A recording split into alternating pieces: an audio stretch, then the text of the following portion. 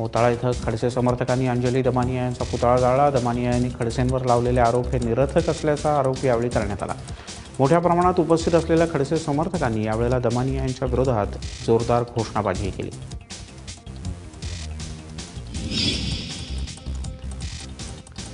गेल्या 30 वर्षात नक्षल्यांनी केलेल्या दलितांच्या हत्यांचा निषेध करण्यासाठी भूमकाल संघटनेनं अहेरी तालुक्यात धिक्कार सभेचं आयोजन केलं होतं। जिल्ह्यातील शिकलेल्या, संघटित आणि शहरी भागाशी जुळलेल्या दलित समाजाला नक्षलवाद्यांकडून दडपलं जातं असा आरोप करत या सभेचं आयोजन करण्यात आलं होतं।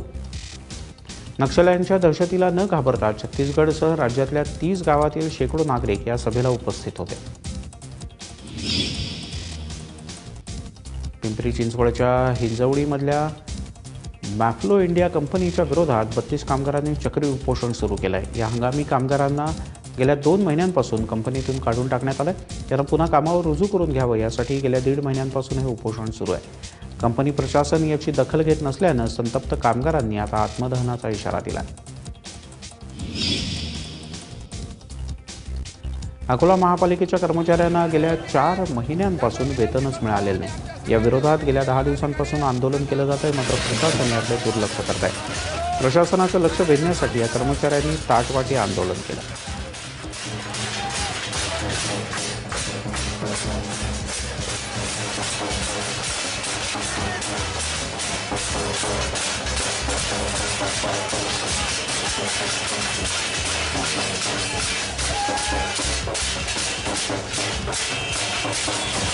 पालकमंत्री, खासदार आणि आमदारांच्या घरासमोर जाऊन आंदोलकांनी ताटवाटी बजाव आंदोलन केलं। या आंदोलनात मोठ्या संख्येनं कर्मचारी सहभागी झाले होते। सफाई कामगार म्हणून नोकरीमध्ये सामावून घ्यावं यासाठी बुलढाण्यामध्ये एका दलित विधवा महिलेनं उपोषण सुरू केलंय। उच्च न्यायालयानं निर्णय दिलेला असतानाही मायाबाई बेंडवाल यांना नगरपालिकेत अनुकंपा तत्वावर नोकरीमध्ये सामावून घेण्यात आलेलं नाही। स्थानिक राजकारणाचा बळी पडत मुख्याधिकारी आपल्याला त्रास देत असल्याचा आरोप बेंडवाल यांनी केला आहे। आपल्याला न्याय मिळावा यासाठी त्या नगरपालिकेच्या प्रवेशद्वारावर सध्या उपोषणाला बसले।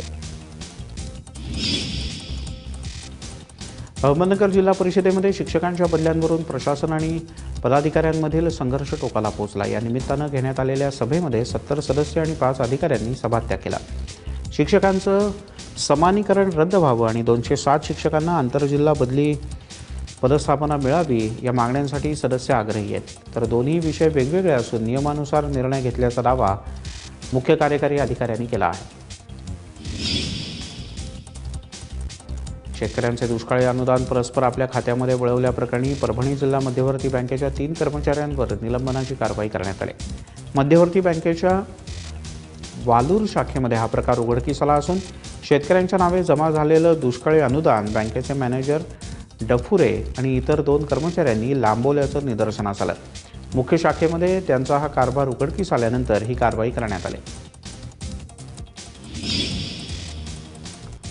करवीर तालुक्यातील खाटांगळे पासार्डे या भागातल्या संतप्त शेतकऱ्यांनी आग लावून ऊसाचं पीक अक्षरशः जाळून टाकलं। नदीला पाणी असूनही उपसाबंदी लागू झाल्यानं ऊसाचं पीक पार वाळून गेलं। या वाळलेल्या ऊसाचं काय करणार असा सवाल करत शेतकऱ्यांनी थेट ऊसाच्या पिकालाच आग लावत ऊस जाळून टाकला। हातातोंडाशी आलेला ऊस पाण्याच्या अभावी वाया गेल्यानं शेतकऱ्यांनी मोठी नाराजी व्यक्त केली। गडचिरोली जिल्ह्यातील एटापल्ली तालुक्यातल्या जांभिया या गावामध्ये नक्षलविरोधी अभियान राबवलं जात होतं। यावेळेला या मार्गावर पोलिसांना लक्ष करण्यासाठी नक्षलवाद्यांनी तब्बल 5 भूसुरुंग पेरून ठेवले होते। मात्र पोलिसांच्या सतर्कतेनं नक्षलवाद्यांचा हा कट पुन्हा एकदा उधळून लावण्यात पोलिसांना यश आलं।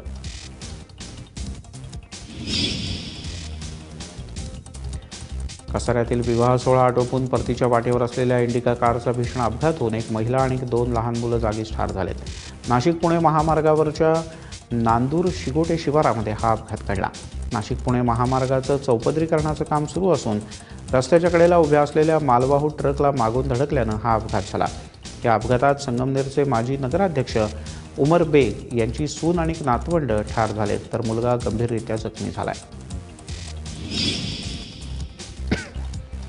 भांडणानंतर पतीनं पत्नीला पेटवून दिल्याची धक्कादायक घटना भंडाऱ्यात घडली। भंडाऱ्यातल्या तुमसर तालुक्यातल्या मांढळ गावात राहणाऱ्या मनीषा आणि वीरेंद्र नखाते यांच्यात नेहमीच भांडणं होत होती। घटनेच्या दिवशी मनीषा गावातच राहणाऱ्या आईकडे गेल्या होत्या। वीरेंद्र घरी आले आणि त्यांनी मनीषा घरी नसल्यानं त्यांचा पारा चढला। संतापाच्या भरात त्यांनी मनीषाला घरी आणून तिच्यावर रॉकेल ओतून तिला पेटवून दिलं। गंभीररित्या भाजलेल्या मनीषा यांचा जागीच मृत्यू झाला। यानंतर मनीषनं पोलिसांच्याकडे आत्मसमर्पण करत या घटनेची माहिती दिली। या घटनेनं त्यांची दोन्ही मुलं पोरकी झाली। सांगलीमध्ये भोंदूगिरी करणाऱ्या हवाबी मुल्ला या महिलेचा अनिसच्या कार्यकर्त्यांनी पर्दाफाश केला। कुपवाडाच्या आलिशान बंगल्याला पीराचे पीर मौसूल आझद दस्तगीर दर्गा शरीफ असं संबोधत गेल्या 16 वर्षांपासून ही महिला भोंदूगिरी करत होती। त्याचं बिंग फोडण्यासाठी गेल्या आठवड्याभरापासून अनिसकडून स्टिंग ऑपरेशन करण्यात आलं होतं। हवाबी मुल्ला या काँग्रेसच्या महिला आघाडीच्या कुपवाड शहर उपाध्यक्षा सुद्धा आहेत। रायगडातल्या रोहा इथं विनापरवाना औषध विक्री करणाऱ्या दुकानांवर अन्न आणि औषध विभागानं धडक कारवाई केली। रोह्यातल्या दमखाडी परिसरात असलेल्या सुमन नेत्रालयाच्या आवारात विनापरवाना औषध विक्री सुरू असल्याची माहिती FDIला मिळाली आणि त्यानंतर ही कारवाई करण्यात आली। यात सुमारे 4,30,000 रुपयांची औषधं जप्त करण्यात आले। यवतमाळमध्ये शेतकरी वारकरी संघटनेनं फुकट कांदा वाटप आंदोलन केलं। कांद्याला सध्या 2 रुपये किलोचा भाव मिळतोय। शेतकऱ्यांना कांदा उत्पादन खर्च परवडत नाही आणि त्यामुळे सरकारनं कांदा उत्पादक शेतकऱ्यांच्या मागण्यांकडे लक्ष द्यावं यासाठी आंदोलन करण्यात आलं। मोठ्या प्रमाणात कांदा वाया जात असल्यानं तो फुकटातच वाटून टाकावा याबद्दल शेतकऱ्यांनी मोठा संताप व्यक्त केला।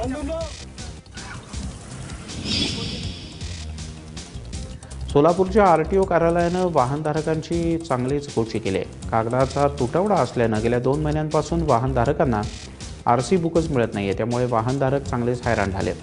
नाकाबंदीच्या वेळेला पोलिसांच्याकडून RC बुकची मागणी केली जात असल्यानं वाहनधारकांना अडचणींचा सामना करावा लागतो। दरम्यान गेल्या 2 महिन्यात RC बुक न मिळालेल्यांची संख्या आता सुमारे 20,000वर पोहोचली। गडचिरोलीतल्या नागपूर मार्गावर कठाणी नदीवर रेतीची तस्करी करणाऱ्या 4 ट्रॅक्टरवर जप्तीची कारवाई करण्यात आली। गेल्या काही दिवसांपासून कठाणी नदीवर अवैधरित्या रेती उत्खनन केलं जात असल्याची माहिती गडचिरोलीचे उपविभागीय अधिकारी कौस्तुभ दिवेगावकर यांना मिळाली होती। या आधारे ही कारवाई करण्यात आली। रत्नागिरीतल्या उत्पादन शुल्क विभागानं कारवाई करत विनापरवाना गूळ वाहतूक करणारा ट्रक पकडला आहे।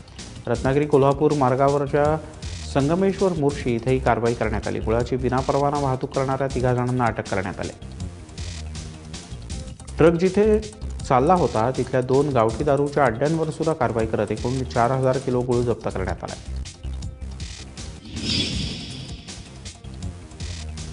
डोंबिवली पश्चिम भागातील द्रौपदी निवास नावाची इमारत खचल्याची नोटीस देऊन अवघ्या 15 मिनिटात घर खाली करण्याचं फरमान प्रशासनानं काढलं। त्यामुळे या इमारतीत राहणारी जवळपास 23 कुटुंब आणि त्यांचे संसार आता रस्त्यावर आले। याशिवाय या इमारतीमध्ये असलेल्या न्यू इंग्लिश मॉडर्न स्कूलची जागा देखील या शाळेमध्ये शिकणाऱ्या विद्यार्थ्यांचा त्यामुळे चांगलाच प्रश्न निर्माण झाला आहे की जूनपासून शाळा सुरू झाल्यानंतर नेमकं करायचं काय। आपल्या विविध मागण्यांसाठी सामूहिक रजा काढून संपावर जाण्याच्या तयारीत असलेल्या कर्नाटकातील पोलीस अधिकाऱ्यांना चक्क शपथ घ्यायला लावून थांबवण्याचा प्रयत्न केला जातोय। शनिवारपासून राज्यातले पोलीस अधिकारी संपावर जाण्याच्या तयारीत आहेत। त्यांनी संप करू नये म्हणून वरिष्ठ पोलीस अधिकारी पोलीस ठाण्यात बैठका घेऊन पोलिसांचं मतपरिवर्तन करताना दिसत आहेत। मी, माझे कुटुंबीय आणि माझ्याशी संबंधित व्यक्ती शनिवारच्या बंदमध्ये सहभागी होणार नाही अशा प्रकारची शपथ सर्वसामान्य पोलीस कर्मचाऱ्यांकडून अधिकाऱ्यांकडून घेतली जात आहे। भ्रष्टाचाराच्या विविध आरोपांमध्ये अडकलेल्या एकनाथ खडसे यांच्या समर्थनार्थ प्रकल्पग्रस्त कृती समिती, मराठवाडा कृषी विद्यापीठ आणि विद्यापीठातील मजूर संघटनेच्या वतीनं मोर्चा काढण्यात आला। खडसे यांच्यासारख्या लोकनेत्याला मुद्दामून बदनाम करण्यासाठी हे राजकारण केलं जात असल्याचा आरोप यावेळी करण्यात आला।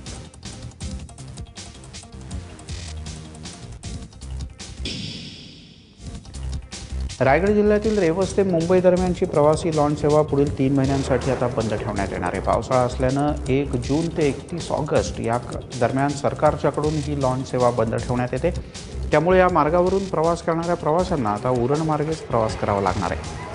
या मार्गावरील मोरा ते मुंबई या लॉन्च सेवेचे तिकीट दर 27 ते 37% वाढवण्यात आले। त्यामुळे आता या लॉन्च सेवेसाठी सुमारे 66 रुपये बसचं तिकीट तुम्हाला काढावं लागेल. अकोला जिल्ह्यातल्या तेल्हारा तालुक्यात मोठ्या प्रमाणात झाडांची कत्तल करण्याच्या घटना समोर येत आहेत. तेल्हारा ते पाथर्डी रस्त्यावर गेल्या आठवड्याभरात 20 झाडांना आग लावण्यात आली. रात्रीच्या वेळेला झाडांच्या बुंध्याला आग लावून नंतर त्याची कत्तल करण्याची पद्धत तस्करांच्याकडून वापरली जाते. रात्रीच्या वेळेला हे काम केलं जात असल्यानं आरोपींचा शोध लागत नाहीये. त्यांना त्वरित बेड्या ठोकण्याची मागणी केली जाते.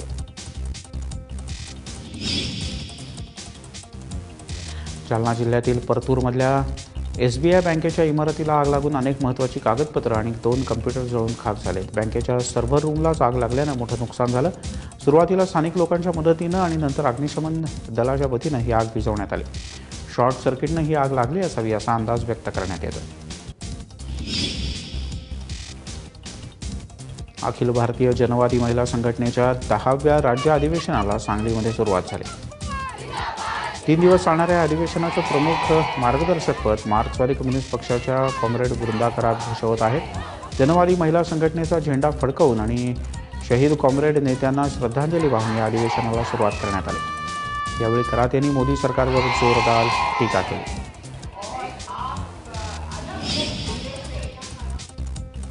रोटरी क्लब इंटरनॅशनल आणि आरोग्य विभागाच्या वतीनं लातूरच्या उदगीरमध्ये 8 दिवस आरोग्य शिबिर घेण्यात येत आहे. यात डोळ्यांपासून पायापर्यंतच्या सर्व आजारांवर उपचार करण्यात येत आहे. खाजगी आणि सरकारी दवाखान्यातील डॉक्टर्स या शिबिरामध्ये सहभागी झाले. गेल्या 2 दिवसात तब्बल 5,635 रुग्णांची तपासणी करण्यात आली, तर 267 रुग्णांवर प्रत्यक्ष शस्त्रक्रिया सुद्धा करण्यात आली. डॉक्टर आंबेडकरांच्या 125व्या जयंतीच्या निमित्तानं बुलढाण्यामध्ये संविधान चेतना मेळाव्याचं आयोजन करण्यात आलं होतं. यावेळेला माजी महिला बालकल्याण मंत्री वर्षा गायकवाड, हर्षवर्धन सकपाळ हे देखील उपस्थित होते. यावेळेला विशेष जलसाचं आयोजन करण्यात आलं. उपस्थितांना मार्गदर्शन करताना मान्यवरांनी बाबासाहेबांच्या संविधानाचं महत्त्व पुन्हा एकदा विशद केलं. चंद्रपूरच्या महापौर राखी कचलावार यांनी शहरातील मान्सूनच्या तयारीचा आढावा घेतला. अतिवृष्टीनं राज्यामध्ये सर्वाधिक बेहाल होणाऱ्या शहरांमध्ये चंद्रपूर पहिल्या क्रमांकावर आहे. शहराच्या भौगोलिक स्थितीप्रमाणेच नाल्यांवरच्या अतिक्रमणांमुळे पावसाळ्यात चंद्रपुरात पूरसदृश परिस्थिती निर्माण होते. त्यावर मात करण्यासाठी महापौरांनी नालेसफाईचं काम युद्धपातळीवर सुरू केलं. वाशिम जिल्ह्यातील एकमेव बालाजी सहकारी सूतगिरणीच्या निवडणुकीत राष्ट्रवादीचे ज्येष्ठ नेते बाबाराव खडसे पाटील यांच्या गटानं सलग 4थ्यांदा वर्चस्व कायम ठेवलं आहे. विदर्भामध्ये ज्या मोजक्याच लोकांनी वस्त्रोद्योग व्यवसाय टिकवला आहे त्यात बाबाराव खडसे पाटील यांच्या सूतगिरणीचा समावेश आहे. 2013मध्ये या सूतगिरणीचं उत्पादन सुरू झालं असून 300 मजूर दिवसरात्र इथं काम करतात.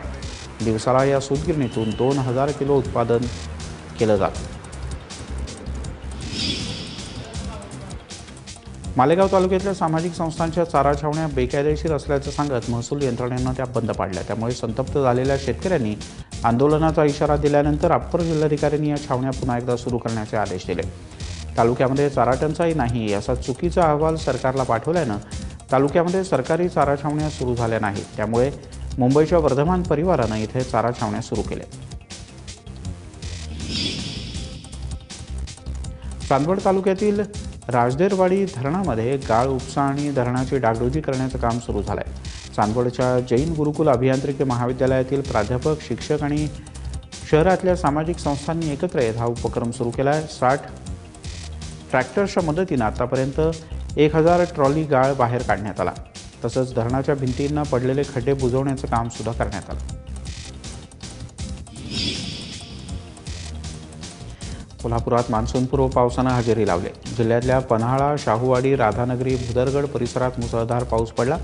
विजेच्या कडकडाटासह झालेला हा पाऊस खरीप हंगामातील शेतकऱ्यांच्या मशागतीसाठी तसंच पेरणीसाठी उपयुक्त असल्यानं शेतकरी वर्ग सुखावला. पावसानं वातावरणामध्ये गारवा निर्माण झाल्यानं लोकांची सुद्धा उकाड्यापासून सुटका झाली. जळगाव जिल्ह्यातल्या यावलमध्ये मान्सूनपूर्व पावसाच्या सरी बरसल्या. या पावसामुळे पावसाच्या प्रतीक्षेमध्ये असलेल्या बळीराजाला काहीसा दिलासा मिळाला. त्यामुळे चांगल्या पावसाच्या अपेक्षेत शेतकऱ्यांनी शेतीच्या मशागतीचा वेग वाढवला आहे. अर्धा तास झालेल्या पावसामुळे उकाड्यानं हैराण झालेल्या लोकांना काहीसा दिलासा मिळाला. मात्र पाऊस थांबताच पुन्हा एकदा उकाड्याचं प्रमाण वाढलं. त्यामुळे लोक आता चातकाप्रमाणे पावसाची वाट पाहत आहेत. सोलापूर जिल्ह्यातल्या अनेक भागामध्ये मान्सूनपूर्व पावसानं धुमाकूळ घालण्यास सुरुवात केली. यामध्ये घर पडल्यानं करमाळा तालुक्यात एका महिलेचा मृत्यू झाला आहे. माढा परिसरात सुद्धा पावसानं जोरदार दणका दिल्यानं विहिरी बंधारे भरायला सुरुवात झाली. जिल्ह्यातल्या अनेक भागामध्ये मान्सूनपूर्व पावसानं जोरदार सलामी दिली, त्यामुळे शेतीच्या मशागतींना वेग आला. शिर्डीजवळच्या बाभळेश्वरमध्ये एका विहिरीमध्ये पडलेल्या बिबट्याला वनविभागाच्या वतीनं सुखरूप बाहेर काढण्यात अखेर यश आलं. पाण्याच्या शोधामध्ये हा बिबट्या 30 फूट खोल विहिरीमध्ये पडला होता. विहिरीमध्ये पाणी नसल्यानं त्याचा जीव बचावला, मात्र त्याला वर येता येत नव्हतं. अखेर वनविभागाच्या कर्मचाऱ्यांनी क्रेन आणि पिंजऱ्याच्या सहाय्यानं बिबट्याला जेरबंद केलं. लवकरच त्याची रवानगी जुन्नरच्या बिबट्या निवारण केंद्रामध्ये केली जाणार आहे. बेळगावामध्ये ॲक्वालाईफ फिशतर्फे खास माशांचं प्रदर्शन आयोजित करण्यात आलं होतं. या अंतर्गत 100पेक्षा अधिक विविध प्रकारचे आकाराचे दुर्मिळ मासे पाहण्याची संधी बेळगावकरांना मिळाली आहे. सिंहाप्रमाणे चेहरा असलेला oranda, goldfish, flowerhorn, silver shark आणि एंजल हे मासे पाहण्यासाठी लोक गर्दी करतात.